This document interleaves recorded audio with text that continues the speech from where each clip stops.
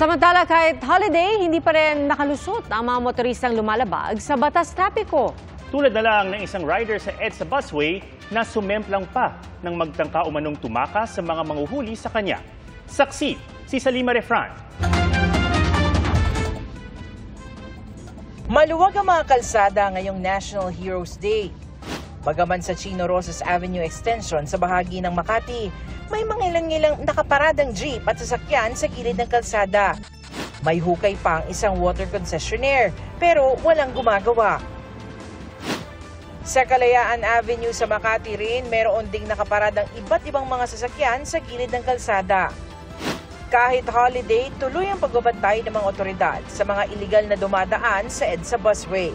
Ang motorsiklong ito, sinubukan pang tumakas, pero sumemplang. Bukod sa tiket, nag-uwi rin siya ng mga gasgas at galos sa katawan. Sabi naman po ako, kaso nagmamadali po kasi, late na po ako sir eh. Late na po kasi ako sir. Kaminado kayo napadakay sa busway? Opo sir, kasi okay naman po sir, wala naman kung bus, kaya nagmamadali po ako sir.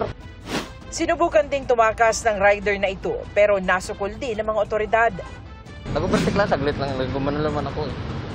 Isang ambulansya rin ang pinara pero agad ring pinaalis nang makumpirmang may sakay na pasyente.